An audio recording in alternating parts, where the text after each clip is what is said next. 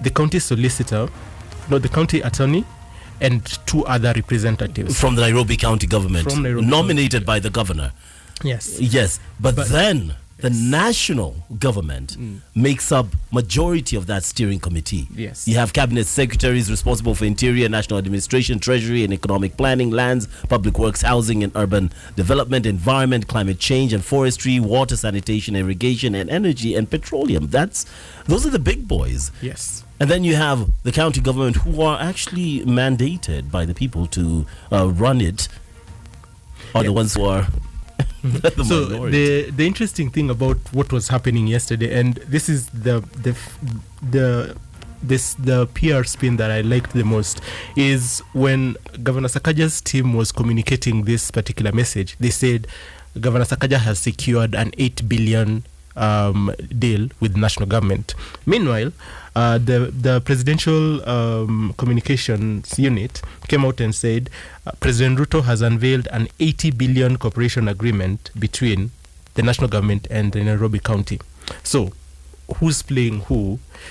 Or should we just focus on the important thing, that Nairobi will look like something that we do not expect? But that also brings in a whole different conversation that was being whispered yesterday during that whole meeting.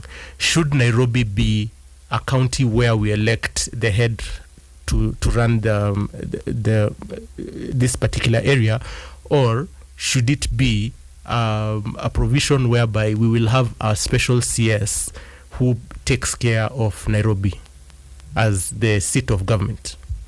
I want us to talk a bit about Clause 6.1. This agreement shall be subjected by the Nairobi County City County to public participation. There comes that phrase again, as per the applicable laws.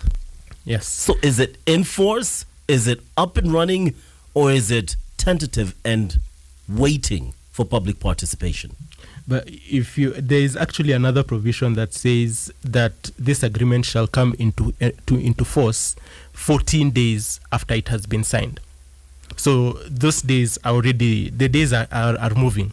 Yesterday, the president was actually encouraging the county assembly speaker and the leadership of the county to basically take this particular document to the county assembly so that the county assembly members can approve. But then the question of at what point do you ask the public that is this what you wanted, or would you have liked it in another way? And even if we said this is not what we want, does it mean that it will basically be null and void? But also you need to look at another provision in that particular agreement that basically states that if there is a provision that is found to be unlawful, the rest of the agreement can continue. Both parties will be charged with the responsibility of ensuring that they make sure this particular part that is unlawful is lawful, so that it can go back to being implemented. The clause you were talking about is 8.1. This agreement shall become effective 14 days from the date of execution and shall remain in force for an initial period of 24 months from the date of execution, subject to renewal. And it goes back to that conversation we had just a few days ago, where we were talking about what is public participation and what weight does it have in the overall bigger picture. Because from this agreement and from the things that you're highlighting, it looks like it's going to happen regardless. 14 days from now, it's in force. You follow the law and make it public participation, whatever that looks like to you. And if there's a part of it that is not lawful, that's the only part that stops, seizes until we can sort that out, but the rest of the agreement carries on. Basically, we're being told it'll happen, it'll work. Yeah. But the other thing that people have been asking is what happens if, for instance, Governor Sakaja is not re-elected and someone else comes into office. The interesting thing about this particular agreement, and maybe the legal experts can actually say, is if any party wants to pull out of this agreement, they must give 6 months notice. So whoever will be coming in after Governor Sakaja will need, or whoever will be coming in, let's say after President Ruto, will also have to think about, if I don't want this thing to be in place, because the signing parties are Nairobi County. It's not Governor Sakaja. It's the entity. And it's very interesting because we have an election set for August next year, thereabouts.